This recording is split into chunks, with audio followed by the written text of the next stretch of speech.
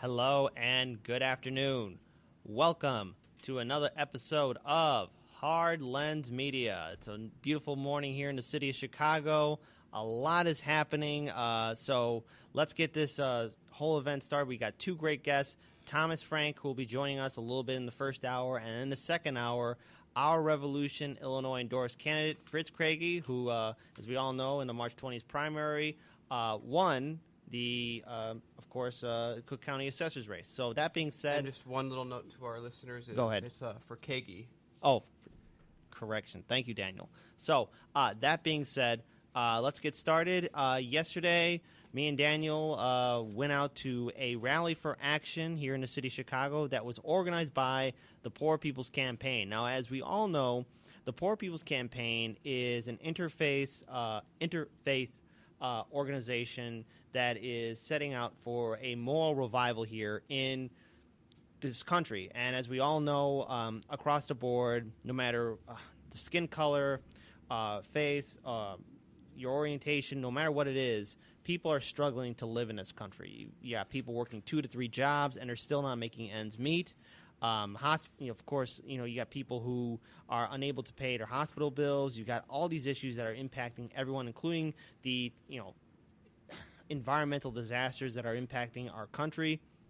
And it's about time that finally this organization is setting up to get small workshops together so that they can move forward to getting other issues addressed, such as, let's face it, like the economic issues that are affecting people in, communities at the county level, city level, state level, and federal level. So what's good to know about this organization, really from where it was created, what it's influenced by, is when Martin Luther King, right before he was assassinated, he was, he had already done the March on Washington. He was setting up a second very large march. I think it was the March for Jobs and... sorry, I don't have the exact name on me, but what this organization is a revival of that same mission that was missed out on due to his assassination, and so they are going all around the country. We covered them about a year ago when they were last in Chicago. Mm-hmm. But again, they're going all over the country trying to basically drum up both support and really getting people to think in a way where they can have that kind of an impact, where they can do these massive marches, where they can have enough power of people to make action possible. The same way, you'd expect if you go to try and get a raise from your boss, it's not going to be as helpful if you bring the rest of the company, the workers with you. So in this case, this this church that we went to, it was small. It was one of their cluster meetings for their local chapters. They're making a lot of more of these as they go on. It seems like they're expanding very well. And they make these clusters so that they can work within the states, so that they can build this national movement. And in the upcoming months, they're actually going to be doing some actions. And so we're really going to be able to see whether or not they've garnered the support, they've garnered the optimism, they've garnered the time that people are willing to give to make these protests and these actions that they're planning worthwhile. And we're going to see if they have the mass required. Yeah, and another thing, too, to take into account is that, look, let's just say you're sitting in the sidelines, or you're one of those people that says, well, these issues don't impact me. Believe me when I say this, they do. Let's remember that we have lead in our water. Right now, here, no matter what part of the city of Chicago you live in, we have lead in our water. Our pipelines or like where we get our water from, it's contaminated. And so Chicago being a large, major metropolitan city, all the communities are affected by it. It's not just the poor, low-income communities. It's including those well-to-do communities as well. And one of the issues that the Poor People's Campaign is running on is, of course, protecting our environment. Because how can we have a sustainable society if our water is contaminated, if our air is contaminated, if our soil is contaminated? Because we all know the impact of these toxins and what they do to the human body. So, of course, we have to address this. Of course, all these issues affect you. Of course, the fact that you got countless Americans struggling to make ends meet, it affects all of us. Because if one of us is hurt, all of us are hurting. And we just can't, we just can't turn a blind eye to it. I'm sorry. And if you're interested in checking out that live stream, it's up on our Facebook page, Hard Lens Media on Facebook. And if you're interested in seeing our previous live stream of the Poor People's Campaign way back in 2017. It's up there as well. Check it out.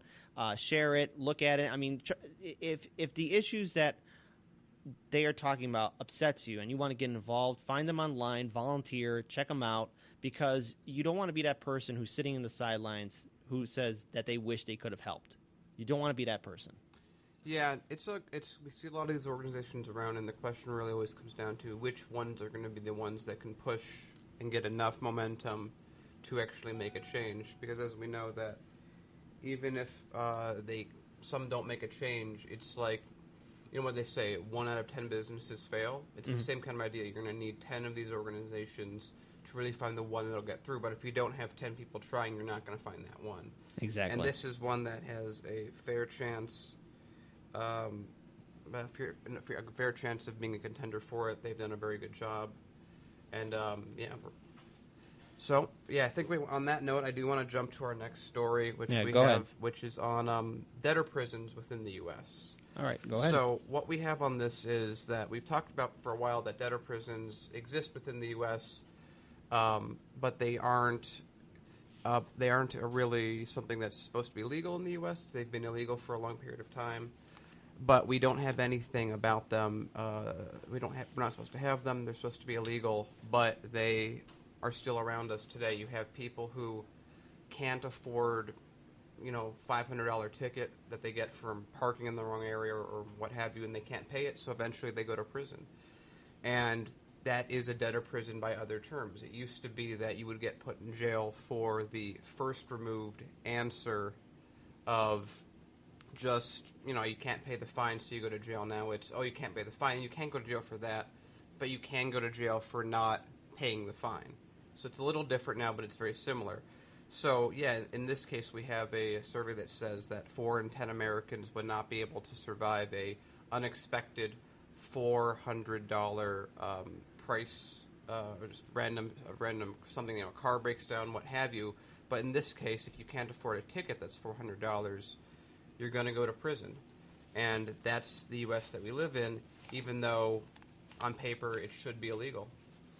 Yeah, I hear you, man. It's definitely something that we all have to deal with, and the fact that we have this system here in the richest, most powerful country in the world, it goes to show you that we need reform. And the fact that we have a for-profit prison industrial complex here,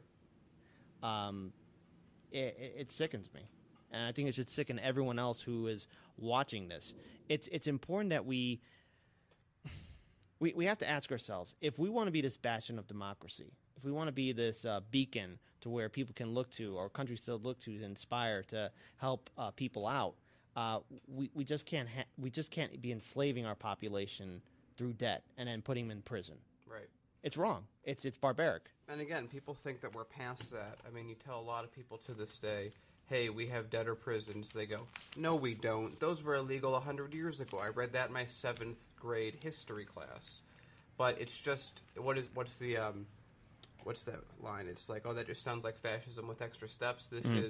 That sounds like debtor prison with extra steps. And that's what this is. Again, we have a system in America where we have something that's illegal, but it's still profitable, so it's done anyway because we live in a system of massive corruption.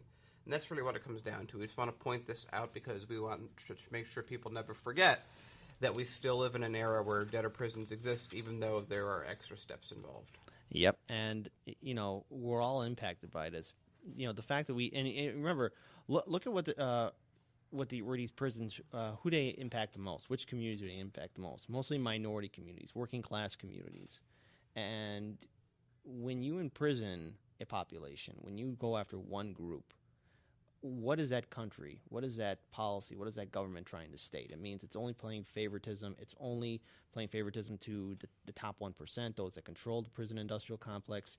It's playing favoritism towards corruption, and not only at the local level, but at the police level as well. And we shouldn't have something like that here in this country, but we do, and we have an antiquated system. I mean, let's look at our voting system. The Electoral College supersedes the popular vote.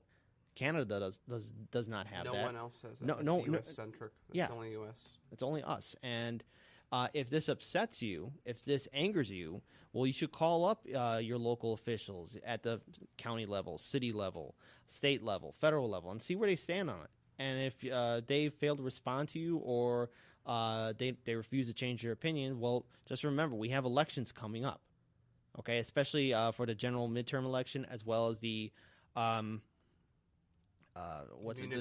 municipal election. Yeah, thank you, for 2019.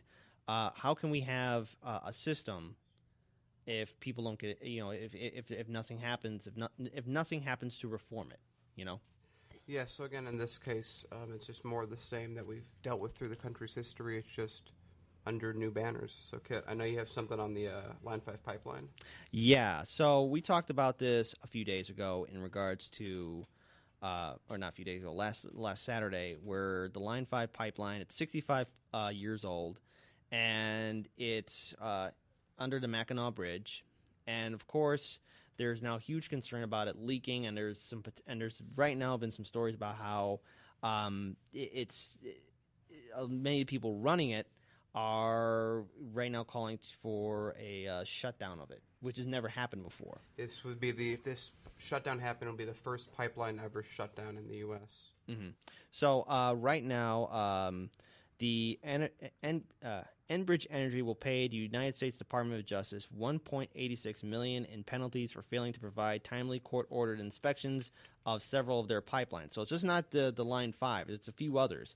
And so, just so everyone can understand the timeline of this, on May 23rd, 2017, Enbridge agreed to the inspections as part of a $177 million settlement resolving claims that 2010 discharges from the pipelines contaminating the Kalamazoo River and another site in Romeoville, Illinois, violated the Federal Clean Water Act. And I just want to say real quick, when you hear numbers like, was it $107 million? It's $177 million settlement, million, but they're paying $1.86 million in penalties. But my point is, for the U.S. EPA, the corrupt EPA that we know of today, for them to fine someone or have a settlement in the range of $177 million, think about what has to have occurred for them to get that high of a fine here in the U.S. Yes, and also just so everyone knows, this is a Canadian oil pipeline company, and it's also responsible for one of the largest inland oil spills in U.S. history. A 6-foot break in the Line 6B in July 2010 released about 1 million gallons of oil into the Talmadge Creek near Marshall. So, we got to move away from fossil fuels. And how many times have we covered, and it's just not only here in Heartlands Media, but other independent media outlets here in the city of Chicago, nationwide, about pipelines failing. They always fall apart. They're built cheaply, and they're prone to failure. I remember when the Dakota Access Pipeline was being built, and what were the proponents who were saying that it was going to be fine? There was not going to be a single discharge. It wasn't going to leak. They were gaslighting people for even insinuating the idea that the pipeline would have the possibility of having any amount of leakage, and then about a year later, it leaked 175,000 gallons. And it's still leaking. Yeah. And now, if you live in the Chicagoland area, or if you live in one of the coastal towns or cities near Lake Michigan, take a good long look at that water, because that is a large resource that we cannot afford to contaminate, yet we are contaminating it. And this pipeline, the Line 5 pipeline, is a danger to Lake Michigan, because should there be a disaster, and God forbid it does, there goes our clean drinking water. There goes of an important natural resource. But on top of that, it's just not just the Line 5 pipeline. It's also the steel mills and industrial facilities in Indiana, where they have a laissez-faire policy, and this regulated, quote-unquote, regulated toxic waste is being dumped into the lake. And, Daniel, just for our viewers, why don't you just remind them just about the dangerous chemicals that are going into our lake? Well, the fun thing about it is we don't know half of them because of either some stuff is proprietary, or people aren't putting the effort in, or the governments are putting the effort in to really investigate these leaks and anything of that nature. So what we're left with is the stuff that we do know is terrible. We have, in Indiana, we've covered through Toxic Tours, huge shout out to Thomas Frank, who's actually going to be on very soon, and ask him about him a little. Actually, I'm going to wait. We're going to save that question for Frank a little bit later. But what I'm going to say on this is, We have Wisconsin that is Foxconn is dumping stuff into the water. I mean, we have the Great Lakes are the biggest source of fresh water in the world. I mean, you have Lake Victoria that's bigger than any other individual lake in Africa, but it's not the biggest source of fresh water. It's these Great Lakes. Yeah, we got Lake Superior, Lake Huron, Lake Erie, and Lake Michigan. And as these, and as water becomes more and more good water, or water that's not in a drought area, example, California has to import their water from streams that are themselves going dry. So you take all that into fact, the real last bastion of good water is the Great Lakes. Yep. And we are, they're just being polluted. And when they're polluted, people go, it's a lot of water. It'll dilute it. And no, it doesn't get diluted away. Any scientist, any scientist will tell you that, no, it doesn't go away. It seeps to the bottom and it remains part of the ecosystem. I have a long family history in Michigan City, Indiana, and what we would do for vacations is we would go to Lake Michigan, swim out there, and my cousins and I would catch crayfish. But, as I got older, I noticed something. The crayfish were disappearing, and I didn't think anything of it. Just, okay, they're going away. Maybe they're just being, fished out, but I noticed they just started disappearing. And as we started this thing here with Hardlands Media, and I started researching more about, the impact of these chemicals going into our ecosystems, when these bottom-feeding creatures disappear, that's a danger for the, the ecology of the lake. Yeah, so always got to remember that anything that feeds in the bottom is always going to have the most toxicity associated. So that's your shellfish, your catfish, anything that's bottom-dwelling is going to be the thing that's most affected the fastest because, again, if you have these chemicals which are generally much, not always, but generally much heavier than water, they sink to the bottom. And so if you're a bottom feeder and that's what you're going around and eating stuff that's in that, it's going to affect you the fastest. Yeah, and so, again, if this is an issue that you're concerned about, that you are upset about, because remember, we all look at Lake Michigan and we think it's going to be there forever, but there's a good chance that it can be heavily polluted to where no one, no matter how rich you are, how poor you are, no one can use it.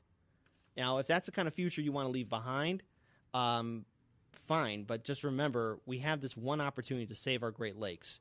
So call up your local state officials, call up your county officials, call up your federal officials. I keep saying this because we have to hold these people accountable. It's Democrats and Republicans who are living in this, who are running this neoliberal system that's imprisoning us all and putting us all in danger. So get involved, get active, and we got a real quick story that's happening right now in the state of Hawaii. It has to do with the volcano, Daniel? The volcanic island state of Hawaii. Yeah. So that we're dealing with right now, we have one of the islands is now currently, we can't obviously show you the videos over the radio, but if you get a chance to see them after the show, of course. Yeah. There are some really miraculous, like stuff I've never seen before with it really reminds me that humans have only been around for a short period of time, and the Earth is just doing its thing. Yeah. People have spent all this time building up islands in Hawaii, and now one of them looks like it might erupt. And so there's amazing video of just like a mile or more miles of just cracked streets and lava seeping up, or magma seeping up until it reaches the surface and becomes lava. Yeah. And then you have people thinking, we're going to have to evacuate. The entire island is trembling all the time. The crater at the top of the volcano fell in to the volcano. So this is a very serious situation where it's quite plausible that that island may have to be entirely evacuated for a eruption that people may only have a few minutes to see coming. Real quick, there's something that you should know. So we rent a Panasonic camera from Can TV, and one of the people who helps me rent that camera out, her family was in Hawaii a week before that volcano blew up. Wow. I know. So they dodged a huge bullet, but my goodness, I really hope that people are able to, get evacuated off that island as fast as possible. One thing that we do have from people is that they have very, very dangerous levels of sulfur dioxide, which is very toxic to breathe in. Speaking of toxins, this is a natural. This one's made by Earth. But other than that, the sound of it, they're saying it's almost like a jet engine and how loud this is and all these. This is, I remember, we are, in the big scheme of things, that volcano, as large as it is smaller than a pimple on a person. Yeah. For scale. So, this is just the Earth doing its thing, regardless of what we're doing. We just happen to put cities on an island that can explode. Yeah, and the Earth is just going to keep on moving along, but hopefully state and federal officials are able to get all the people on that island off as fast as possible, and let's hope that the crisis is going to pass by, but chances are, because I've been seeing some of the reports too, that this is probably going to be one of the largest volcanic eruptions in human history. Like, not even close. I know, but at least in modern standards. Well, yeah, in the last maybe 50 years, maybe. Yeah, possibly. But I mean, no matter what, I mean, a lot of people's lives are in danger. We're but talking like Yellowstone's a big volcano. Yeah, if that one goes, Daniel. Well, Yellowstone has two ways to go. It can either go on I forget the exact term. One's sticky, and then one's something else that's not sticky. If it's not the sticky eruption, it'll just like ooze out a huge amount of lava. But if it's sticky, that could be the U.S. saying goodbye. So there you go. Well, see, that's a volcano. See, now the way you describe both of those, I don't want any of them to happen in my lifetime. But you know what? Let me disagree a little more. If Yellowstone did a full eruption, right where we're sitting would be under about 10 feet of soot, and that's in Wyoming. Wow, nature, gotta love her. So now moving on to a more positive story, because we've been covering a lot of crises here. But right now, I'm proud to say that the Illinois State Senate is working on passing a bill that can make medical cannabis an alternative to opioids. And so we all know about the opioid crisis that's affecting our country. A lot of people are becoming addicted to it. And, of course, we have our legal, wonderful pharmaceutical corporations that are basically, they have opioids in some of their prescriptions. And so when people get prescribed these, medications, they become addicted to it. And once they can no longer obtain the more legal version of these prescriptions, then they go for the more hardcore street stuff. And it's impacting a lot of communities. It doesn't matter your skin color, your religion. Well, actually, in the opioid case, the reason that it matters so much is because it's mainly Caucasian people that are affected. Yeah. Because as we know, when it was any minority, people are like, they were just criminals. Don't worry about it. War on drugs, justifiable thing. But then once it's like, my cousin had his fiance died of opioid, then all of a sudden it became this issue where we're now getting bills like this being proposed. Yeah, we're seeing it now, and this kind of gives me hope for Senate Bill 316 and House Bill 2353. But the Senate bill that's calling for this is called Senate Bill 336, and basically it allows any condition for which opioids could be prescribed to the list of qualifying conditions for the state medical cannabis program. Basically, this means individuals who might otherwise take an opioid or anything similar to opioids are going to be able to use medical cannabis, which is a good thing because medical cannabis has gone on the record for basically helping people get off of being addicted to opioids. Cannabis, as we all know, is still classified as as a class 1? It's a Schedule 1 drug considered as harmful as methamphetamines, psychedelics, really anything hallucinogenic is a Schedule 1, which is very odd. But remember, it's much safer than cocaine, which is Schedule 2. Oh, wow. So, cocainium is good. Yeah, there you go. That's a little Schwarzenegger reference from one of his action movies where he called cocaine cocainium. But, I just want everyone to know that this is a very important piece of legislation. The bill passed in the Illinois State Senate with a 44-6 vote, and it's currently in the Rules Committee for the Illinois State House. And so it's very important to note that Republicans, Democrats and Republicans from both parties are in the Senate are both supporting this. So this is a huge deal because for a long time, the Illinois Republican Party and the Illinois Democratic Party rarely get along, rarely vote on anything together, and so this is something positive. It surprised me. I still had to read a couple articles again and again just to make sure, Republicans and Democrats are working together on something. This must be a huge deal. And again, to reiterate what Daniel said, again, the opioid crisis is mostly affecting Caucasian neighborhoods, so I could see why a lot of, conservative Democrats, Republicans, and, of course, more progressive Democrats here in the Illinois State Senate would work together to try and get this thing passed. Daniel, you want to add something? What this always comes back to, feel like some people are like, guys, you talk about cannabis a bit, and we do. We talk about, I think, just the right amount. Yeah, but we're in favor of it. But why? Here's what it comes down to again. Cannabis legalization represents a lot of things that aren't really specific to cannabis, but they are at the same time, obviously. So you have the obvious, which is people can take a drug. Okay, that's good. That's out of the way. What's next? You take away another type of prohibition. Prohibition never works. It's an impossible way to enforce a ban. It's a child's fantasy to try and assume that people are going to just not drink. Oh, it's illegal. I guess I won't do it. Yeah, no, you're living in a fantasy world. In fact, they've shown from other countries that have done decriminalization, it actually lowers the amount of youth that do it because it loses a cool factor when it's illegal. It's one thing where it's like, oh, my parents said not to do this, and it's another is like, oh, my mom just made brownies. Yeah. It's not as cool anymore. So there's that part. In the U.S. specifically, it will decrease legal slavery within the country, which is through the private prison system. Remember, there are more people in prisons right now doing free or like 2 cents an hour labor than there were slaves when slavery was illegal. Yeah. So keep that in mind in terms of scale.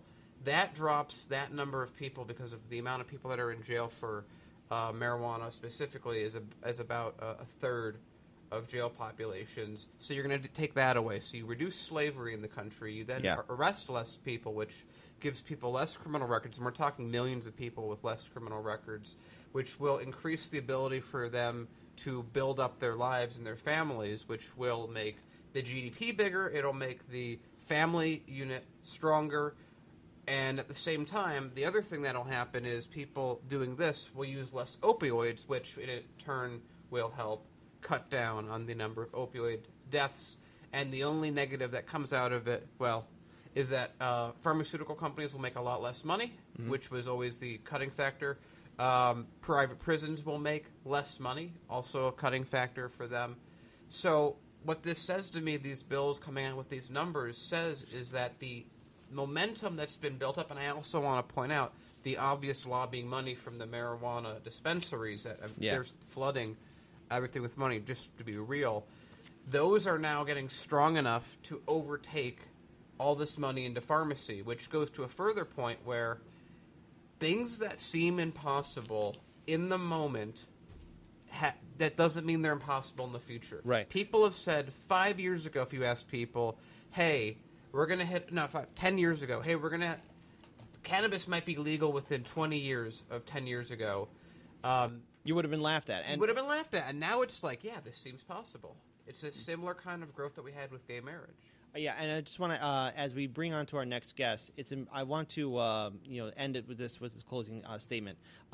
Senate Bill 336 will be entering into the Illinois State House. So if you live in any of these regions, in Illinois, call up your local state house representative. See where they stand, and it's also important to know. I just want to say for people, just go to Google, just type in "who is my state rep." There's going to be a bunch of sites that'll say, "Oh, type in your zip code." Yeah, find it, and it's super easy. If you don't want to call them, send them an email. Any amount of correspondence, just to remind them that hey, you can do all these things that I was talking about. You can reduce slavery. You could. And it's a very interesting talking point, again, going to our debtors' prison. And there's a couple other things I want to add on, just because I know we got to move on to our guests. So real quick, find out where, again, your House representatives stand on Senate Bill 336, all right? And also find out where your Illinois state senators and House representatives stand on Senate Bill 316 and House Bill 2353 that's calling for cannabis to be legal at the recreational level. Because let's all remember this. Colorado has a budgetary surplus. I know it sounds foreign to us here in Illinois, but we have the potential of having that here in our state as well. So, and again, too, with Senate Bill 336, it's also should it pass the House, it's going to be on the desk of Governor Bruce Rauner, and who knows if he will sign it or not. So, again, there's going to be a general election for governor, so I'm pretty sure it's going to be coming up in debates between him and J.B. Pritzker. So we'll see what's going on with that. So that being said, I am proud to introduce our guest, Thomas Frank. He has been on our show in the past. We've interviewed him at many key events, and plus, he is the one who took us on a very infamous Toxic tour way back in 2016. Oh man, it's been a while. It has been a while. So Thomas Frank, for our listeners, especially now you're here in our studio, can you please introduce yourself? Well, I'm Thomas Frank. I'm with, is this on? Yeah. Oh, yeah. Yeah, just move a little closer. Okay, I'm with Calumet Lives Matter in Northwest Indiana and the Community Strategy Group. Also founded 350 Indiana down there. So we focus down on Northwest Indiana as a marginalized community. We are kind of an industrial colony of Chicago. So with Calumet Lives Matter, we're focusing on a specific neighborhood that has been heavily impacted by oppression, discrimination, racism, environmental justice. It's heavily contaminated, and we're focused on redevelopment in that neighborhood. The other, with the Community Strategy Group, we work with the community, organizing the community on environmental justice issues in the region of Northwest Indiana. And then 350 Indiana, we focus on climate justice, Right. and issues that arise, due to the oil infrastructure that we have. Yeah, I think a lot of our viewers don't really understand the laissez-faire policies that Indiana has in regards to the large industrial and fossil fuel companies that are there.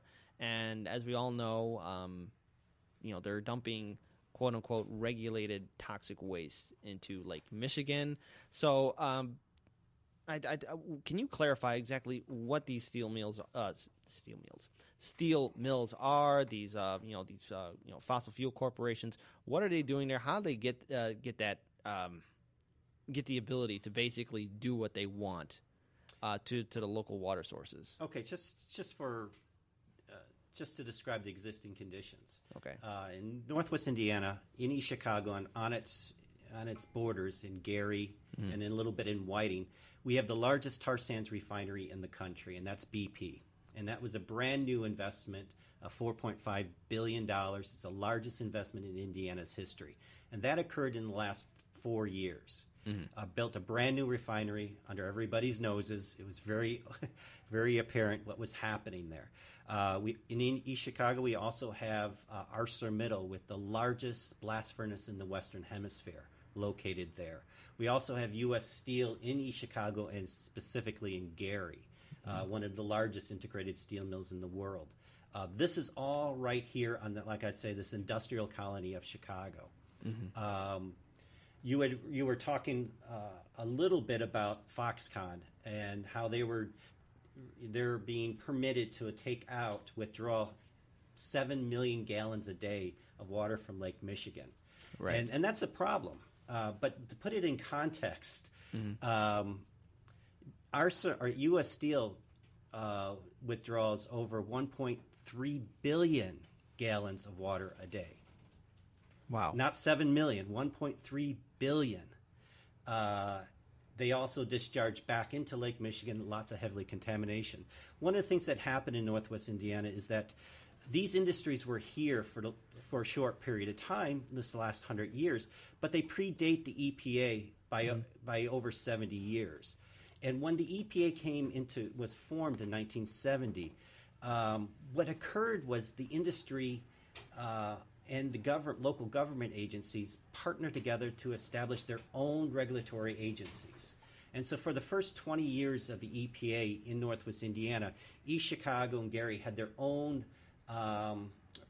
departments of environmental management that issued permits and did regulation and regulated or enforcement. Of course, there was no enforcement. Okay. So what we're finding today is that these agencies or these entities, these industrial entities, have been given a clean slate. There's a reason why these heavy, dirty industries are located outside Illinois and right on the borders in Indiana and on Lake Michigan, because Indiana's regulatory agencies, IDEM, Indiana Department of Environmental Management, is very relaxed.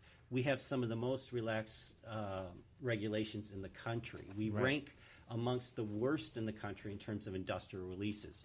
I'll give you an example. In our airshed, there are 3,143 counties in the U.S. Okay. Lake County generally, in and of itself, generally ranks in the top 10 for industrial releases into the atmosphere. The problem there is not just that they discharge all that and it impacts the local community, but it also, because of northeasterlies, it blows it out into Lake Michigan. and that comes back over Chicago. And so, in fact, these industries are the third and fourth and fifth most, our first, second, and third largest contributors to Chicago's airshed. Industrial contamination is Chicago's airshed. Wow. So because they discharge so much. We also have some of the most polluted waterways in the country. We have the Indiana Shipping Canal, which is considered one of the most impacted communities in East Chicago or in the country. We're getting a dredging project right now, and that's changing. But the problem that we have there is because the impacts have been so severe, we get a lot of capping projects. We don't get cleanup projects. And there's when it comes to the land that we use, now I've talked about the air, the water, and now the land, we're the community where we had to last year force evacuate 1,200 people from a low-income housing complex because it was built right on top of a lead refinery. That's West Calumet. That's West Calumet. So those are the conditions that we live under. These are normal conditions, unfortunately. Yeah. And if you push up against that, and especially, these have been open secrets, for 40 years. And if you start pushing up against that, you're impacting power, and power is going to push back. Right. And that's what we're beginning to see. And in fact, we're beginning to see that expressed in the Democratic primaries that are coming up. You have the Democratic establishment, which is in pushing back against the Bernie Democrats. Right. Where in Indiana, the Bernie Democrats won. But the establishment is not accepting that at all, and they're going to assert their power.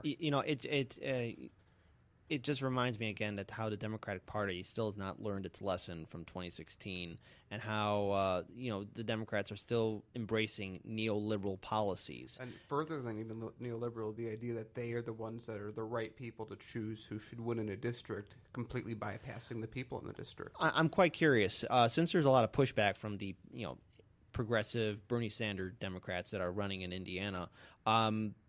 Has the Indiana Democratic Party made any kind of statements that are similar to what the DCCC stated in regards to we will favor whoever we want to? There's nothing wrong with rigging a primary or an election. Same thing as Nancy Pelosi said, that she didn't see anything wrong with rigging a primary as well. Perhaps it's but I mean, of course, there's more to take into context. But I mean, is that what the Indiana Democratic Party is right now doing towards the Bernie Sanders Democrats? Not forward, not outwardly. Yeah. What they're doing is they're trying to co-opt and enter these progressive spaces that are being organized. Oh, so they're taking when they once took the name liberal, now they're trying to take the name progressive. Now they're trying to take over the progressive label with utilizing the same neoliberal policies. Okay. And that's the thing that we're seeing. Right now we have a couple this is a fantastic space.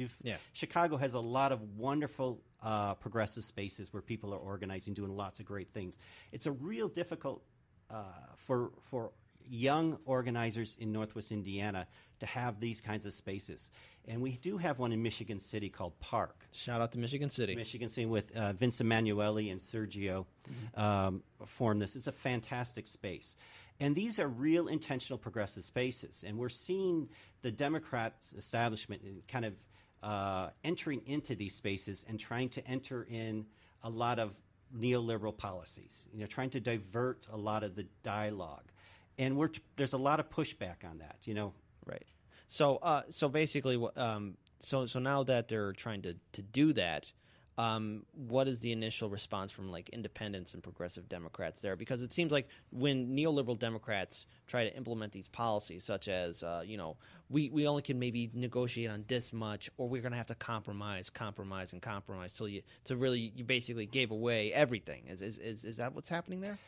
Well, right now, we get wrapped up in the local municipal electoral cycles, and right now we have a primary on Tuesday. Okay, so things are really heating up, and we have the Democratic establishment pointing its fingers at liberals, or not liberals, but the progressive wing, and saying that they're being divisive or they're doing purity testing. The idea of purity testing is just erroneous because the progressives have Bernie Sanders' platform, and it's a very broad left platform. And it's very clear. It's very simple. And there is no purity test. But if you're going to enter into these spaces and say, I am not going to fight for health care for all, I'm going to fight for Obamacare, It's going to be difficult. So there's a lot of pushback. Many young progressives are trying to weigh. This is chasing people from the political process, especially with the old politics. They're walking away from these spaces, but the progressives are growing. The awareness is growing. We tend to, in Northwest Indiana, adopt national policies 20, 30 years after they're introduced elsewhere. And so when a program has run its course in Chicago, you'll start seeing those programs showing up in Northwest Indiana 15, 20 years later. Oh, wow. And so we're trying to reconnect Northwest Indiana to the larger region. When we organize, we're not trying to organize alone. We're trying to organize broadly with other groups. We organize on the southeast side. One of the great successes of progressive politics was through the Ban Petcoat Coalition and fighting the Koch brothers in the southeast side. We were able to get Bernie Sanders to show up and support Sue Garza against in the 10th Ward against an incumbent machine politician, John Pope, and she was able to win. Sue has continued with her intuition to move forward with progressive policies and programs. She's now fighting another what's called a CDF, a confined disposal facility that the Army Corps wants to locate in the 10th Ward. Okay. This would be the second CDF. No, there's not another CDF in any of the awards in Chicago. But for some reason, the Army Corps continues to pick on this district, this ward. If you know the 10th Ward in the southeast side, there's a plethora of landfills. Basically, because of the 10th Ward, there is a moratorium on landfills in Cook County because of this clustering in that area. Over 60% of the land use in the 10th Ward is industrial. Only 23 is residential. And there's what's called the toxic donut in that area. So Sue Garza is saying enough is enough. And progressives in Northwest Indiana are growing stronger and saying enough is enough. We have the similar situation in East Chicago. 80% of the land use is industrial, and only 17% is residential. At some point, we're worried after the Superfund site and a lot of other issues. Residents in East Chicago are actually worried, is this even livable here? Yeah, because I remember when we first met, that was way back in 2016. It was in East Chicago, West Calumet, and it had to deal with the soil contamination. And I still remember it like it was yesterday when we went to speak to the State Department, at least the Indiana EPA their local version of the EPA, their State Department. They stated to us that the EPA was not there, or they didn't know where they were at, when, in fact, if you just cross the street, the Federal Environmental Protection Agency was right there, and they were there the whole time. And I remember asking both groups, well, okay, the soil's contaminated, but is the water contaminated too? And we got a definite no. No, the water's not contaminated, but then we find out a few months later that the water was contaminated. And a school that was rebuilt with, I believe it was $12 million was put into it to be rebuilt, had to then be shut down. And I think Daniel has the number of the amount of lead contamination that was in the soil. How much lead was in the soil? And again, going back, I mean, you probably have better, more updated numbers than I do since it's your area. But I remember that we had, if you had under 200 parts per million, that's fine. That seems like a natural distribution of lead. If it's over 400 parts, the EPA on paper is supposed to come in, remove all the soil or cap it or whatever they want to choose to do. Yeah. And then they have front lawns that had 90,000 parts. So one thing I want to go back to is we talked about this a lot last time you were here, is just how, maybe not sneaky isn't the right word, but how sneaky they were and how they would say, oh, this is fine. Like, oh, they would just drill a hole down that's a meter wide, and they say, well, there's no lead here, so there's no lead anywhere else in the town. Yeah, so let me first say this is because it's an Superfund program, it is an EPA program, and they're managing this. And just for the record, it's the same EPA that's managing Flint. Right. And so just to kind of clarify things really quickly, we know that for the last 40 years, EPA has neglected and allowed a lot of things to happen, and that has harmed the community. Right. But that isn't an excuse to say that they are not the solution going forward. Got to remember the EPA was operating under from Reagan on to Obama under neoliberal principles. And those have betrayed a community like East Chicago, and we've now beginning to see the ramification of that. But what we do need to do is we need to strengthen the EPA so that they are not subsumed by the market and only coming up with market solutions. What we have found out this last week is Pruitt, the head of the EPA, his number 2 man is Albert Kelly. Albert Kelly is the head of the Superfund program, and he has been in East Chicago regularly, walking the streets with a lot of bankers and stuff like that, trying to figure things out. But Albert Kelly ran into a lot of problems. A lot of investigations have occurred. He was a banker down in Kentucky. He's lost his ability to bank because of fraudulent behavior.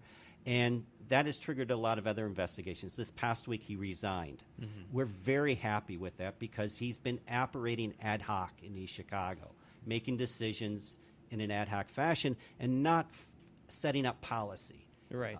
So, and I just want everyone to know, because, for a long time, I think a lot of people who heard about East Chicago and most importantly, even Flint, Michigan, probably everyone's thinking, okay, well, it's sorry for them. It's not me. There's something should be done. But now we're seeing this problem at a much more larger national level. And here in Chicago, a major metropolitan city, our entire water is contaminated with lead. Yes, it's in our water too, on the north side and south side. So I mean, both sides of Chicago are impacted, from the well-to-do communities to the low-income communities.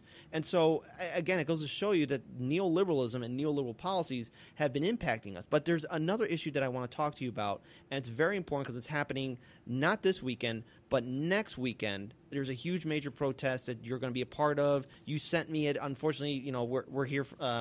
At Heartlands Media, we were always filming between like 11 and 1. It's going to be happening a little bit earlier. So can you please tell us what that protest is? What is it about? What is happening? So 350 Indiana Calumet is hosting what's called Walk the Pipeline. We're walking the extension of the pipeline. It's about 3-4 miles in this case from the Enbridge Line 6B, which is the pipeline that broke in the Kalamazoo River caused over $1.2 billion of damage and still hasn't been cleaned up.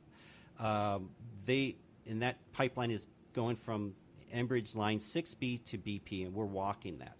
So next Saturday, or May 12th, at 8 a.m., we are walking from Calumet College, Purdue Calumet, or Purdue Northwestern, all the way to East Chicago to the BP refinery. And we'll be gathering very early to do this walk at 8 o'clock. And this is not a protest.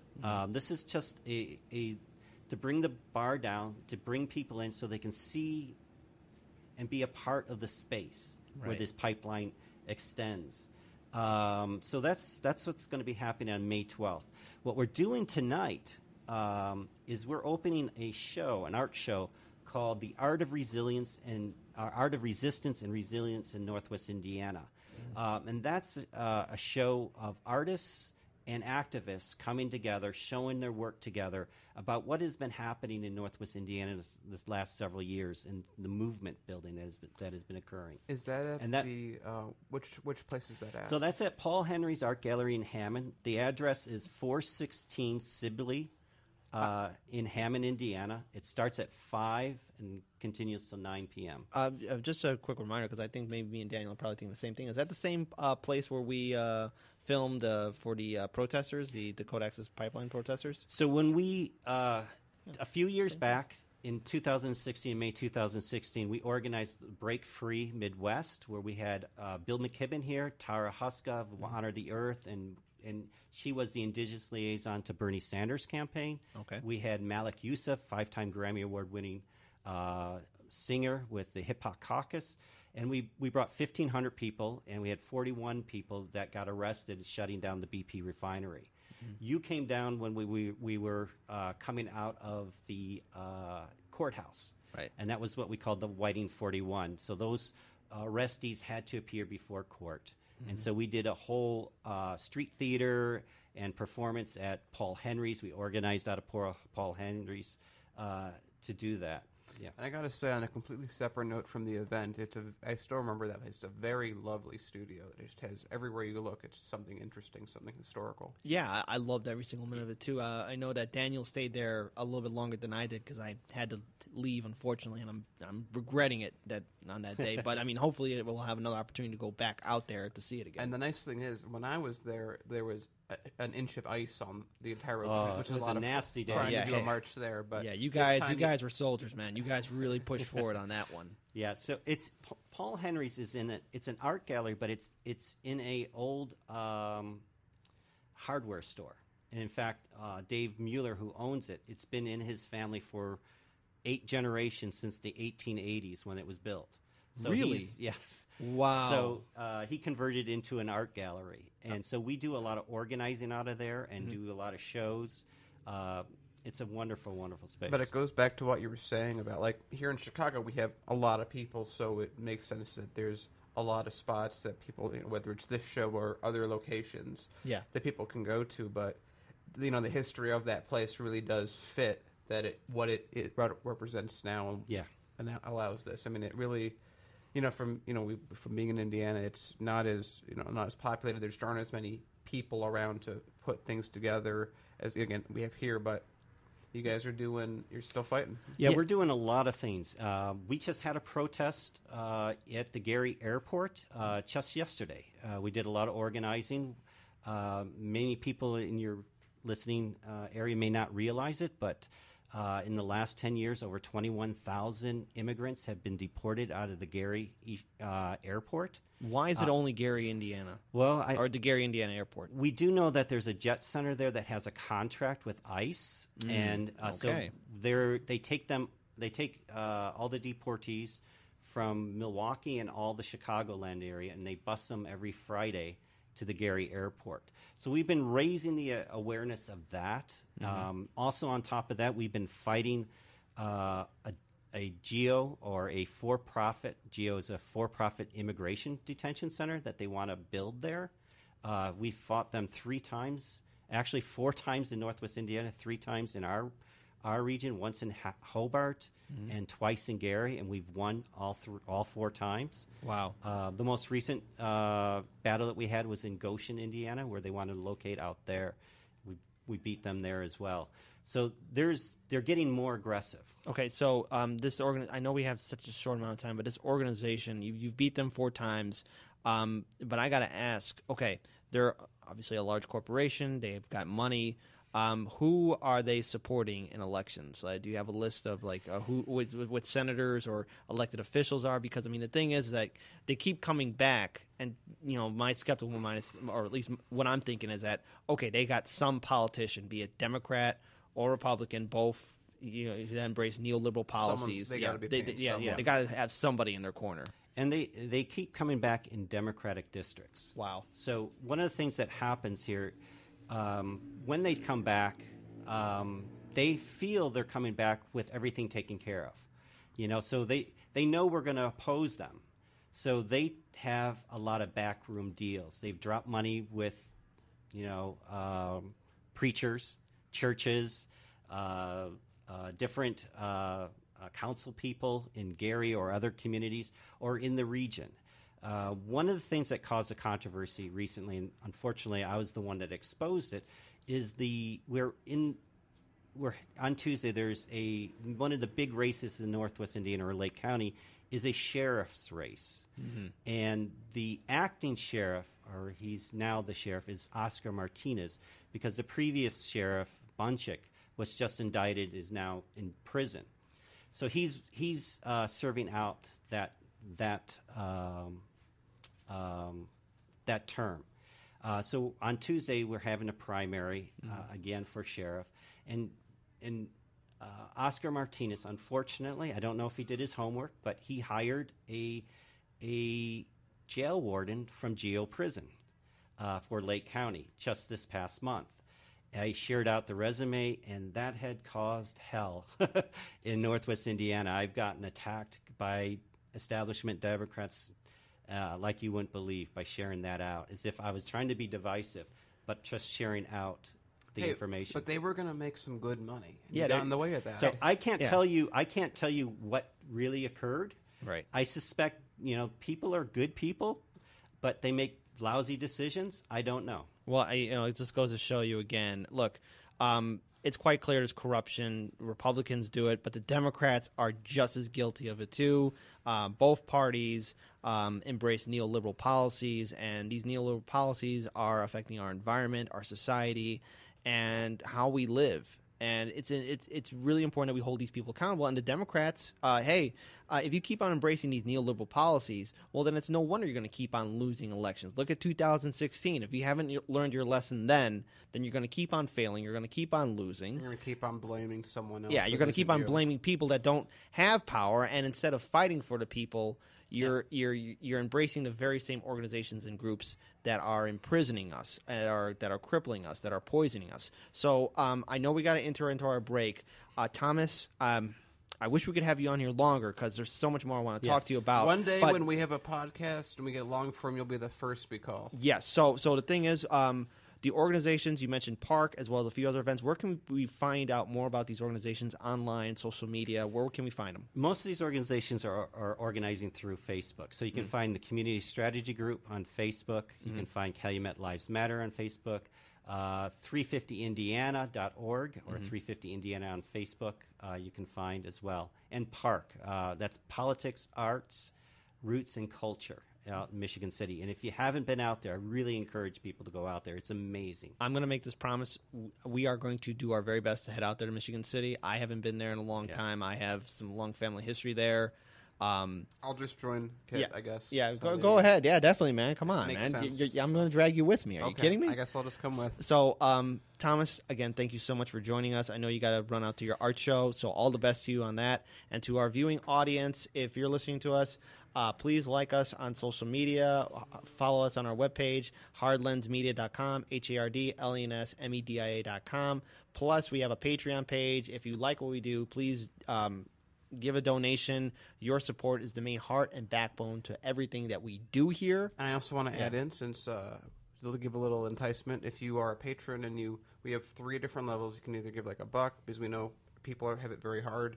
Yeah. You get $5, you get your name. Whenever we do a video, your name will be in the credit. And if you for $10, you actually get to come and watch the show with us here. What we're doing right now, what you're hearing, you can be at. You can be part of the live audience, and we will entertain you. Other than that, we're going to enter our second break, so we're going to cover one more story, and then we're going to have our second guest, Fritz Kaegi, who is endorsed by Our Revolution, Illinois. Peace, everyone, and see you in the second hour. And we are back to the second hour of Hard Lens Media. Wow, talk about an important first hour. We covered a lot of great stories. We had Thomas Frank on. And now we're moving on to another story that has to deal with the United States and a policy in regards to which Iran must now pay $6 billion to the victims of the 9/11 attacks. Daniel, what's going on with this, man? So I really brought up this story not because as much as it was like, Iran has to pay $6 billion. It doesn't look like that'll actually translate into anything. But to this continued idea with everything that we've learned in the Middle East since 9/11, how people are still trying to blame things that aren't supposed to be blamed. We're blaming Iran for 9/11 attacks that were run by Saudis, that at most you can say that they passed through Iran at some point. But this story I wanted to bring up is it's just ridiculous. This doesn't make any sense. Where it goes back to the big issues I have with how we treat foreign policy, especially in the Middle East, where you have a totalitarian dictatorial government, which are the Saudis, that don't let women drive, have all these issues that we talk about, but they're our great allies. But then we have Iran, who had a democratic, secular government that we deposed, put in a dictator, overthrew, that became the Shah that we're fighting right now, and they're the great enemy. And it plays through in this story, because again, they're ordering Iran to pay money for victims that Iran didn't contribute in anything, but it goes to that our foreign policy is dictated much more on alliances, who we agree with, who will give us certain strategic positioning, who will give us good values on oil, rather than who is actually at fault, what actually happened, how Right. can we actually make restitution. Again, targeting Iran, it just kind of reminds me of way back in 2003 when we started our conflict with Iraq. Look, Saddam Hussein, he was a tyrant, he was a dictator, he was poisoning and killing his own people, and the man, like all dictators, wasn't right in the head. However, he had nothing to do with 9/11. Him and Osama bin Laden did not like each other. They were not friends, and they didn't have weapons of mass destruction. Yes, either. and so now, again, this was done through the Bush administration, unfortunately the Obama administration, and even now going through the Trump administration about having a military conflict or a pseudo conflict with Iran. And what are we going to get out of this? I mean, let's look at the disaster that the invasion of Iraq caused. It caused a destabilization, and also led to the rise of ISIS. So, I have to wonder who in their right mind is thinking that this is a positive step towards making Iran pay something that they're making Iran pay for a crime that they didn't commit. And now here's the other thing that this goes into. This used to be, what we're describing used to be, you couldn't even think of doing. You can't just sue another country like that in that format. Yeah. But because of a 2016 law that was passed called the Justice Against Sponsors of Terrorism Act, it basically, the U.S. said, well, I know you're not supposed to be able to do this, but we're going to decide that you can sue people. Because, again, the U.S. is a very powerful country, and they get to make decisions like the richest, most powerful country in the world. Even though it can't, we're talking earlier about Flint. Imagine if any country had done what we did to Flint, had done to Flint in their own way without us doing anything about it. We would have been going to war years ago. It's this double standard that we keep seeing, that we talk about, where if there's an attack when it's someone that isn't liked, a group that isn't liked, whereas the same thing could happen 10 times stronger that we do to ourselves, and it's just like, well, that's just how business is. Yeah. And it's just a real shame that we still have foreign policy like this. Like, I would love to see us. I mean, right now we're worried really with the Trump trying to torpedo the entire Iran deal. It looks like there even may be some of the NATO allies that actually might separate from the U.S. on that, which would be a very historic moment where the U.S. will be alone in these things and NATO won't support it, or certain parts of NATO won't support it. But this is just dumb. I mean, this is just a very dumb piece of legislation I done think poorly. And again, as we enter some of these conflicts, by ourselves, how is it? For a long time, we've always heard the idea, or at least the notion, or the concept of the United States is that we're a bastion of liberty. We acknowledge international human rights, that we respect the sovereignty of different countries. Now, look, there's no such thing as a perfect government or a perfect country. Everyone's got skeletons in their closet. And, it's really up to the people to hold their governments and countries accountable so that we can have a better world. But when the United States constantly chooses to invade or impose its will on third world countries, or countries that don't fall into line with what our large financial backers, especially here in the United States, like the large oil industries, if they don't fall into line with what they want, well, then they are on our target, and then we decide to attack them right away. And it's led to a massive refugee crisis in the Middle East. It has led to an increase of terrorist organizations, and on top of that, let's look at all the capital that was wasted in Iraq. Let's look at all the human lives that were lost in Iraq. Countless, hundreds of thousands of civilians died. Veterans that have returned are now dealing with post-traumatic stress syndrome, or the families that have to deal with a loved one who is gone. We've been in the Middle East, including Afghanistan, and parts of North Africa, East Africa. Now, I mean, we're assisting the Saudis of blockading Yemen right now. Yeah, so we've been there since 2001. It's now 2017. 16 years. 16 years we've been in that region, from North Africa to the Middle East, Southeast Asia, and what have we accomplished? Well, the U.S. We're adding more gasoline to the fire. We've accomplished. We gotten to the point where a U.S. court is now suing Iran for crimes that they weren't involved in. Yeah, and something needs to be done about it.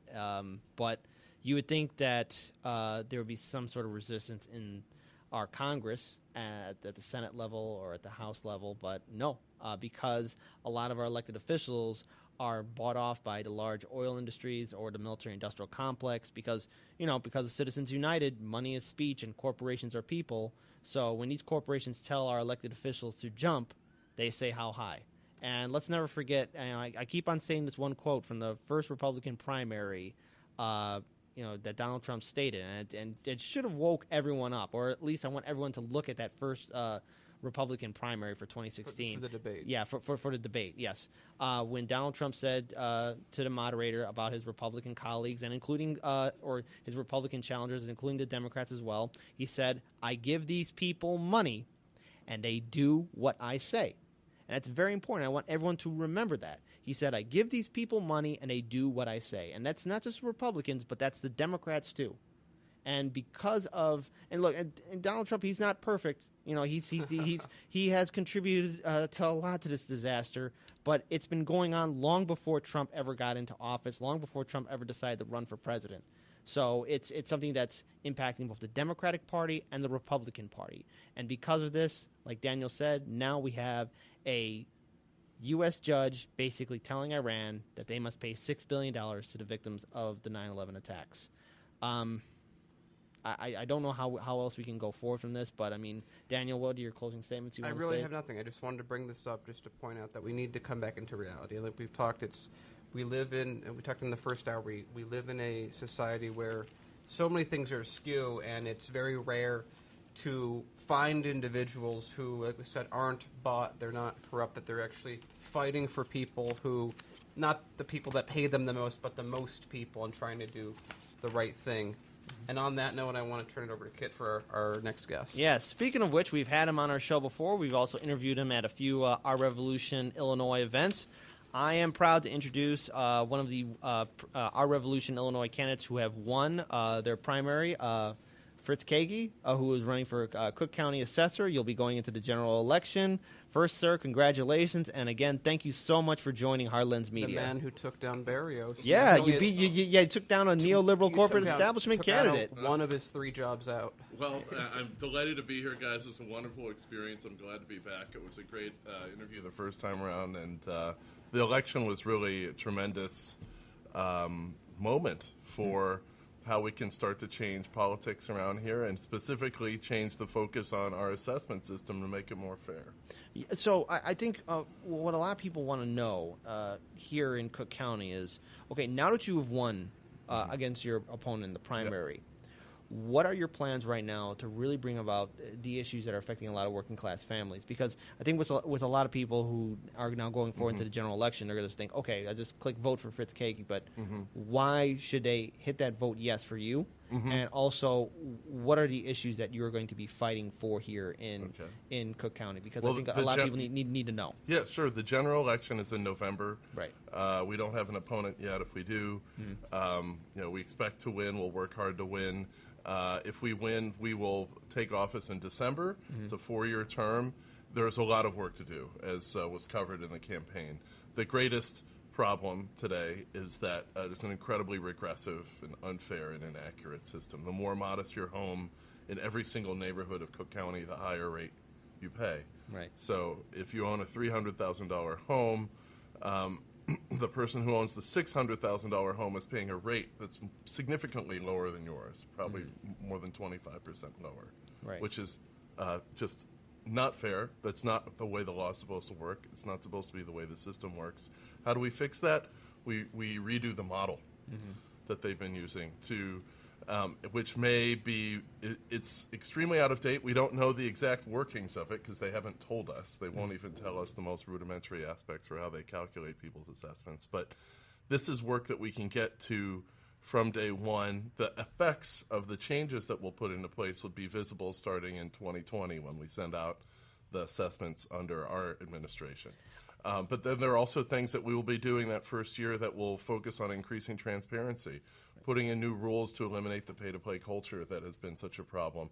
We're going to bring in some really great people. We're in the midst of transition planning now, and we think we can do a great upgrade in terms of professionalism and qualifications in the management of the office. Now, you're talking about open transparency. So one thing that's going in the back of my mind is, so when you see, I guess, the amount of damage that I guess Barrios has done, or lack of involvement in regards to really holding that office accountable. Are you going to invite the press to see the books, to see how bad it really is? Because I think a lot of people here in Illinois, especially here in Cook County, people are struggling, people are tired, and they're losing faith in our government at all levels. And I think they want to know, like, okay, just how bad is it? Will you bring the press into your office and show them? Are you going to make every single document available for everyone to see just how bad Barrios has been running that office? Yes. So we want to make third-party observers, including the media, help them hold the office accountable for what it's been doing and what we will be doing. And we think the most important aspect of that is to open up the data to not only show how they have been calculating people's assessments, but then also to make it more transparent for the future, not only on a case-by-case basis, but make it available on a bulk basis so outside observers can monitor with the progress that we're making on solving regressivity, on solving accuracy, on getting rid of favoritism, on making it much less obscure. Because the way the system works right now is they can almost, they don't even have to really care whether they're getting it right the first time. They're not accountable for those calculations, and all they say is if you don't like what you're doing, you should appeal. But that puts the huge onus on others, and there are lots of people who are not in a good position to do that. Makes the system more unfair when we depend on appeals to make the system accurate. What we want to do is make things transparent from the outset so that the people who work in the office will know that the work that you've been doing is going to be made public whether or not someone appeals, and you have to be accountable to everyone. Now, a real quick follow-up then.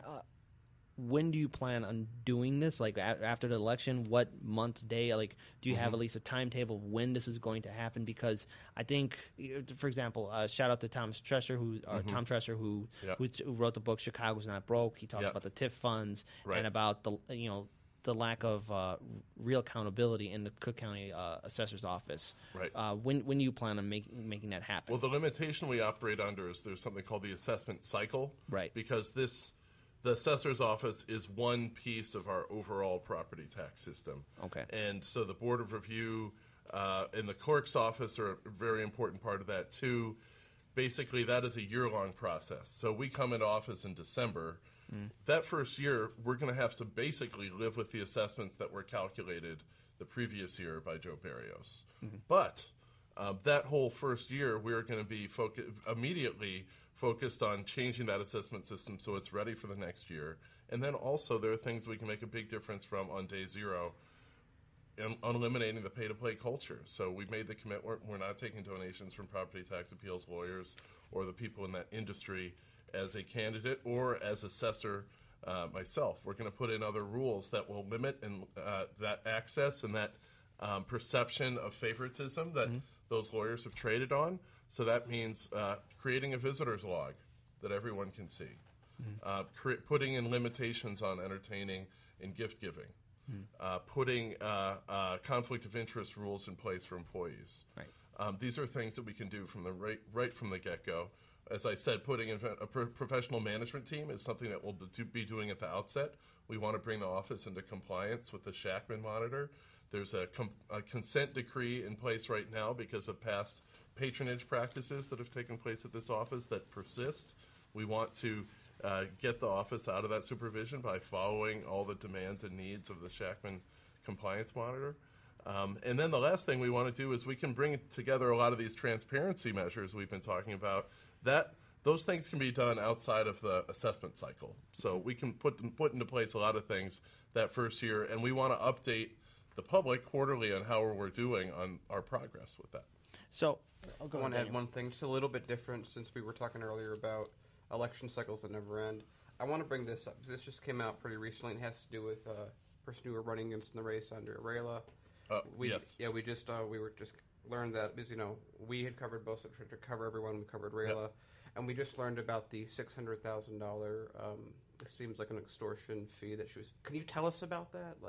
Well, we got several pieces of correspondence from her lawyer saying that she would agree to drop different kinds of litigation and stop complaints about the election if we paid her money, if we'd say that she didn't commit fraud. So this was,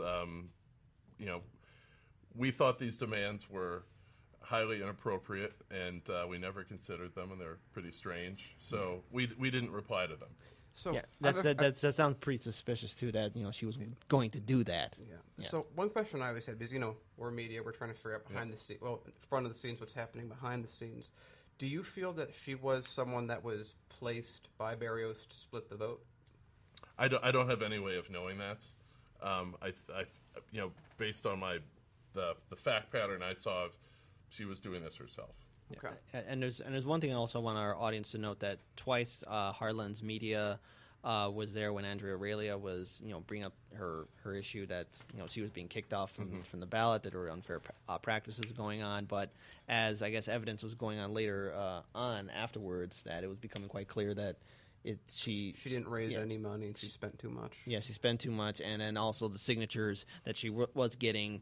I've done some volunteer work, I've done some canvassing, and it just seems suspicious that she was getting all those signatures in like a week or so, or at least in 2 weeks, and that's really impossible. Well, and bearing false witness as the notary for all of these things herself. Yeah, that is something you just don't do. This was what the hearings officer found was really extraordinary, and we had to submit a ton of evidence to meet that standard, according to the hearings officer, and we did. But Andrea Aurelia's complaint was that we were submitting so much evidence it was unfair.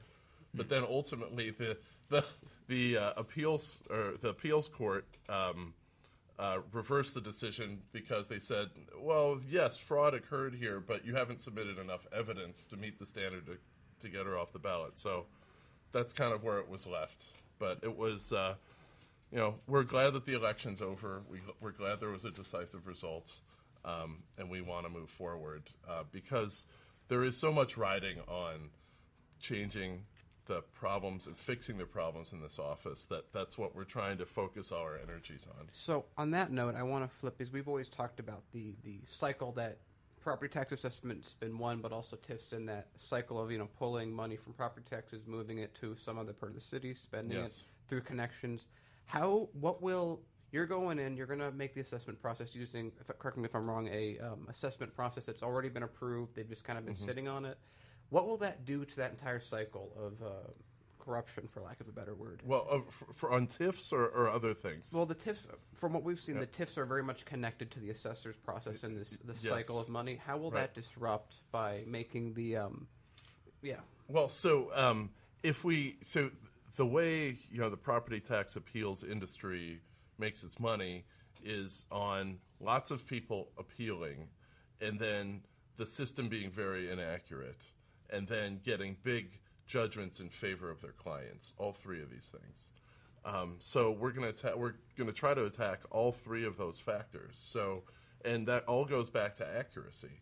The job of the office is to accurately estimate the market price of every single piece of property in Cook County. Full stop. That's our job. And we need to use data, improve the quality of data, and then use models when we don't have enough data to estimate that in the best way that we can. And then to also measure how we've been doing based on actual transactions. I mean, the good thing about this office is you have actual transactions that happen, and then you can compare, how did that compare with how we were assessing this thing? And if we were getting it too low, then we need to change, or too high, we need to change how we're doing that. And so that's our job. And if we're doing it more accurately, then there will be fewer need for appeals, because people will feel like they're getting a just estimate of their assessment. And two, if people consider an appeal, they'll realize, maybe I don't have such a strong case here because there's so many others around me who are assessed in the same way. We have to be uniform. We have to treat everyone in the same way. This is the other problem. There's been a deep problem with favoritism in the office, outcomes that are very strange, that are hard to explain. And we want to go right to the heart of that to make sure that everyone's treated fairly, that no one's getting special access to the office, that our analysts in the office are not being influenced by outside people trying to influence them. So that's why we need to have limits on gift giving and entertainment. We'd like to anonymize the identity of the attorneys, making appeals before the office, so that an analyst doesn't need to know the identity of the attorney. All they need to know is just do your work, and so that can reduce bias. So there are other things that we can do like that will also go to the heart of the corruption in the office. And then we're not taking donations from people doing this daily work before the office, and we think that will also diminish any intended or unintended influence and access giving that has taken place before. So those are all the things that go into it. And then hopefully we can change the culture. I grew up in Chicago, and my dad told me, when I was about the age where I could buy a house that, here I get this letter, I always appeal because you're a sucker if you don't. The system is rigged, and you have to play along because otherwise you end up making up the difference for all these other people who are getting special deals. We want to change that culture. That will take several years, but we've got to start now. The best time is now. We have a wonderful mandate from the voters to do this. From across the county, it was a really strong result, and we've got constant reinforcement during the campaign, and as we're preparing transition to change this. Can I add one more thing? Yeah, go ahead, dude. Yeah. So I remember last time we were talking, you were really talking about the residential taxes and how, when all is said and done, you expect maybe around $300 million would be able to shift, due to all this handwriting, whatever Barros has been doing. But you also said that there's a hidden giant, so to speak, with the commercial real estate. Yes. Do you have anything more on that? What do you expect, or is that still so Sure. cluttered that you have no idea what's So there? the downtown commercial is what we know is the most flagrantly underassessed part of Cook County. And it's also been subject to the most appeals activity. It's probably how the most politically hooked-in property tax appeals lawyers make their most money is on downtown skyscrapers. And this will be one of our top priorities to fix this. Now, fortunately, we have a lot of data out there on these buildings so that we can amply justify doing a reassessment on them. How we time that, we have to figure this out once we take office in December, what that's looking like. But that is certainly the area of most flagrant underassessment where we have the actual data where transactions are taking place and they're more than 50% under the level of how these buildings are assessed. That's absolutely unacceptable because that means they are not paying their fair share and everyone else is having to make up the difference. It's interesting. Chris Berry, he did a study that came out right before the election showing that quantifying the amount of wealth transfer that had taken place. Interesting, and it was $2 billion over a couple of years. Interestingly, that only looked at residential and only looked at Chicago. So the amount of wealth actually being transferred is bigger than that. And downtown commercial is certainly a big piece. They've been a beneficiary of all this. But then there's also outlying commercial outside of the center, which has actually probably been the worst administered part of the whole assessment system because Jason Grotto's amazing research, along with his collaborators, that came out in December in the Tribune study, showed that for 2/3 of commercial and industrial assessments in Chicago, they hadn't changed by a single dollar over several assessment cycles since 2010, since Joe Barrios became assessor. While economic conditions affecting these properties have vastly changed. Interest rates have changed. Neighborhoods like Chatham and West Side neighborhoods, South Side neighborhoods, South suburban neighborhoods radically have changed. The whole retail environment in the United States has changed with what Amazon has done since it was where it was in 2010 versus now. It's carved the heart out of so many different retail industries like department stores. To look at any retailer, they're all suffering. And we need to take this into account in how we value smaller businesses in the commercial industrial, and it's a complete dereliction of duty that most of these values haven't changed by a single dollar. They basically said, we don't have the data or it's too hard, so everyone should just appeal and we'll let other people sort it out. That's unacceptable. That's absolutely unacceptable. So, very last thing, do you think that, so we've covered a lot about how people's rents have been so high and basically people have been leaving the city in very large numbers. Mostly a low-income working-class families. Do you think that these assessments maybe, I mean, obviously there would be one part of a many issue thing that's causing that to happen, but do you think the assessments might slow the tide, turn the tide? What of people moving out if they can actually afford living here? And do you think the assessment process, redoing it, would allow rents to be lower enough, or will that not affect it? Well, yes. The assessment system directly impacts the forces that displace people. Dollars to donuts, it does. Because how does it work? Let's look at single-family homes. If you're in a neighborhood where you're over-assessed, this can be the difference of this can be more than $1,000 per year. What we see on the west side and south side, if you own a house of $150,000, you are probably paying $500 to $1,000 per year more than you should be paying. Mm-hmm. That is enough. Just think about the people we know in our daily lives. If we ask someone to pay an extra $500 or $1,000, most Americans can't afford a $400 surprise cost. You bet. Yeah, you bet. So one that's bad exactly. day, and they're at risk of being homeless. Yeah, I know lots of people who couldn't afford that extra $1,000. Well, there have already been people who've been displaced because they had to pay that extra amount of money. So this is something that we can have a direct impact on, and it affects renters too. Because imagine someone owns a 5-flat or a 3-flat, and they're over-assessed. Well, they pass that on to their tenants, and there's even less protection for renters in this situation because for property owners there are a variety of exemptions that can help to cushion the blow of all of this. For long-term tenant, for people who've been there for a long time, or for seniors or for veterans, there's nothing for renters. And so that displacement effect is even accentuated. So this is why this is also urgent, because it's hundreds of millions of dollars per year at stake that's being taken out of neighborhoods that should be staying in people's pockets, generating local jobs, and helping other local existing businesses. Because also these small commercial industrial businesses I was talking about, when they're over-assessed, they can't hit their numbers.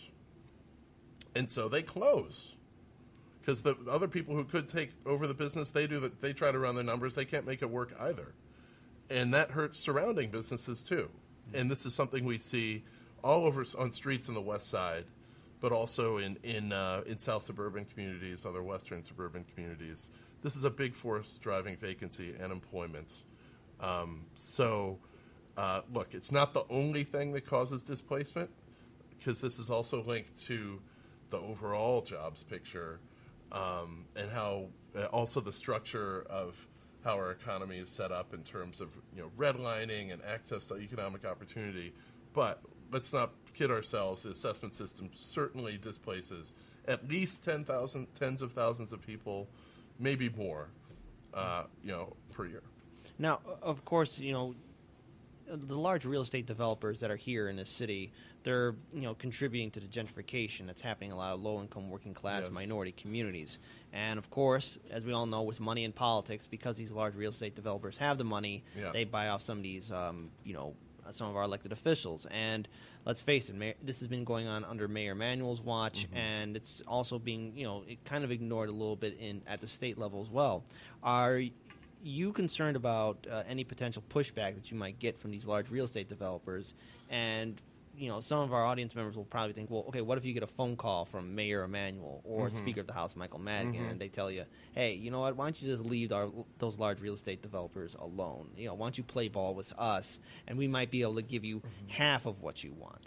Well, what we're telling everyone, and this would be from the average voter all the way up to Speaker Madigan, is our job as the assessor here is to fairly and accurately estimate the market value of people's property, period. That's our job. That's our job under the Illinois Property Tax Code, and we're going to go about doing it. We're the people who are tasked with that, and we're going to use the data and models out there to execute that to the best of our abilities. We're also going to be a voice on things where if we see something that's unjust that touches on taxation, or on investment in the Chicago area as it impacts property and real estate, we're going to comment on it. And so, one of the most important, maybe the most important issue confronting our state is progressive income taxes. The assessor needs to be a voice on this because progressive income taxation is the indispensable thing that we need so that we can get property taxes not being this sole source of funding for our school system. We need more alternative sources of funding for our schools. Property taxes it's 2/3 for schools. So they're intricately linked, and having a more fair way of funding education is really important to get the south suburbs, other communities, out of this negative cycle where property values have fallen significantly, not recovered since the housing crisis. But they don't want to cut their school spending in tandem with that because they value investment in their children. But then that creates a very high ratio of property taxes to the value of people's homes, sometimes 10%, sometimes more than that. How many of you would want to buy a house and then sign up for another 10% every year property tax bill on the value of what you just purchased? The way the communities can get out of that is if there's more revenue sharing with the state on education, and that needs to come from progressive income taxation. So we are for sure going to be a big voice on that.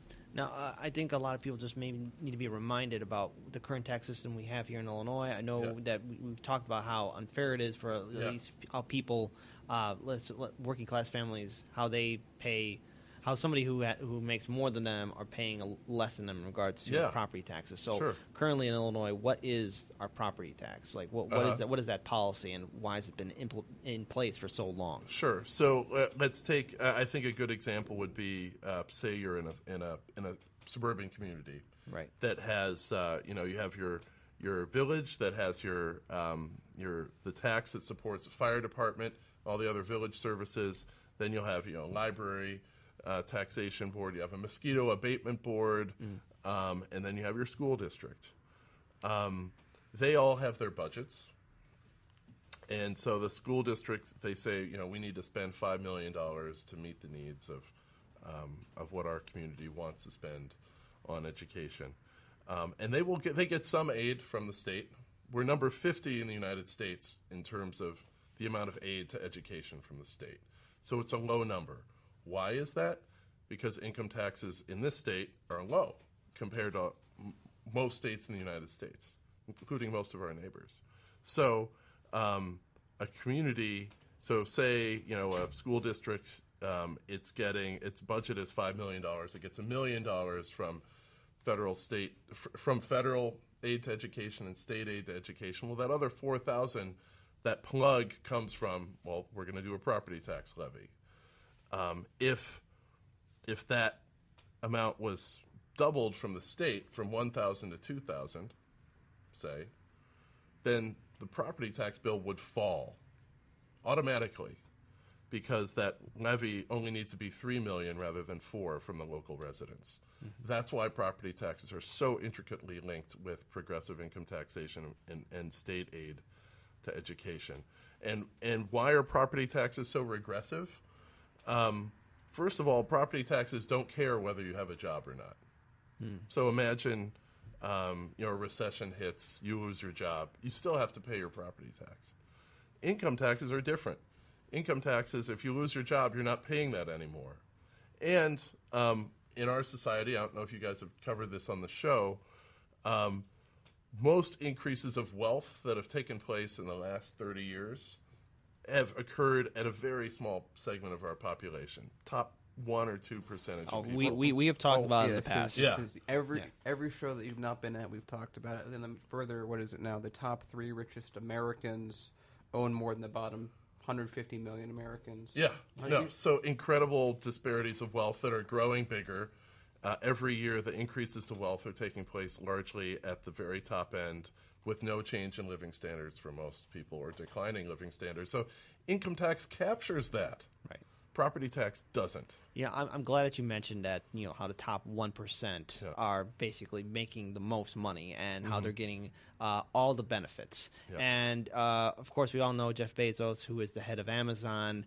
Right now, he has many metropolitan cities all across this country, racing to have him have his second. I would even say begging. Yeah, they're begging. They're doing whatever they can, jumping backwards, just to have Amazon have a second headquarters in their city. Yeah. And I think corporate media has failed in its job to really, tell everyone the dangers of having this company do whatever it wants and then not paying any taxes here in any city. So I think for our audience and anyone who maybe is in favor of Amazon coming here, can you at least tell them the dangers of Amazon coming here, paying $0 in taxes as well? What other benefits is Mayor Emanuel? I think a better way to say it is from a property tax assessment's point of view, how would a major corporation coming in not paying any taxes, how would that affect everyone else in the city? What's the long-term impact? Well, let's bear especially in mind Amazon that coming here. We know some things about the Amazon thing, but we do not know others.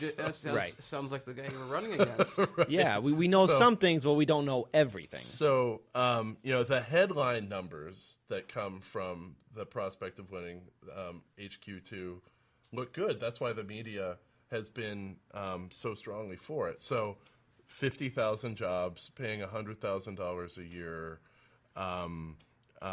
and that sounds great. But there are some weasel words in there. It's up to $50,000 job, $50,000, up to 50,000 jobs, which with no accountability or clawback if they don't meet that number. And it could be $100,000 a year, but we don't have any way of. Or is it going to be five people making $20,000 and one person making $1 million?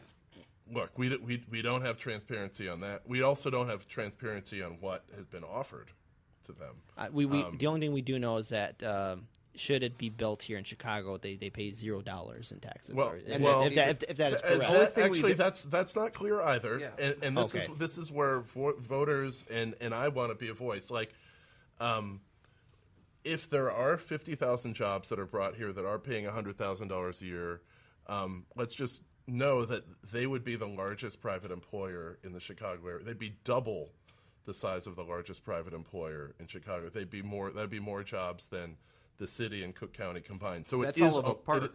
Right. It is a lot. That is a lot of jobs. Okay, and would have a big economic impact. But let's remember the story of the 2016 Olympics, where we were prostrating ourselves to try to get it, and we ended up having a lot of costs, and there probably would have been an economic disaster if we'd won the 2016 Olympics. And just for the record, any city that has hosted the Olympics then had a serious recession afterwards. Right. So we should be disciplined about, if I were giving advice on this, I think it could be quite good for Chicago as long as we're not overpaying to get them. Right. So that means, make sure there are economic benefits that come from this to the taxpayer. I think the thing that we should not do, that's not necessary, because let me reverse again. So I'm a person in my old job. I traveled around the world. I traveled over 40 countries, flew around a lot, and I knew what a great place Chicago is to do business from. You get direct flights everywhere. That is worth its weight in gold to any kind of international company doing international operations. We have a great public transportation network where people get around. The kind of people who work for Amazon don't want to drive a car to work. The universities everywhere? Yeah, right. Universities everywhere. So Amazon will not move to Atlanta, because they don't want their workers to be caught in traffic. They're not going to move to Columbus. There's not enough capacity for people to go in there. Chicago has a very strong case to make, but let's not prostrate ourselves, and especially, we really should not put it in a TIF, because if we put what Amazon's doing in a TIF, then there will be no benefit from the property tax point of view for any taxing body. Because when you create a TIF, that freezes the level of property tax paid to all the taxing bodies from that area. And then any increment, any new amount of property tax that comes out of that area goes into the pocket of whoever is administering that TIF to spend with very little oversight. and that, I believe, would go to the mayor. He has a very nice slush fund currently. Yes, Right. and with his hands on the TIF funds, it has led to many schools and a lot of low-income minority communities to be shut down. And the last time you were on our show, you went into detail about how when a school shuts down, it's basically a death blow to that community, and how it leads then for the large real estate developers to move in and then displace the people. So, yeah, exactly. So, I think it would be... I think the mayor would win over a lot of critics on this if he didn't put it in a TIF. Right. So I think that would be a great gesture. Well, we'll see what happens, especially with Amazon possibly coming here to Chicago. We're very grateful to have you on our show. We're wrapping it up right now. So real quick, for our audience members, if they're interested to learn more about your campaign or volunteer for the midterm general election, where can they find you online and on social media? You can come to fritzforassessor.com, and that's our website. And then you can go to our Facebook page, Fritz Kaegi for Assessor. And we'll have lots of updates there, and we'll be updating people on how our transition's going throughout the summer, so stay tuned. All right, that's a very good note to end it on. I want to thank everyone tuning in. Thank you to everyone who's watching us on our YouTube live stream, our Facebook live stream.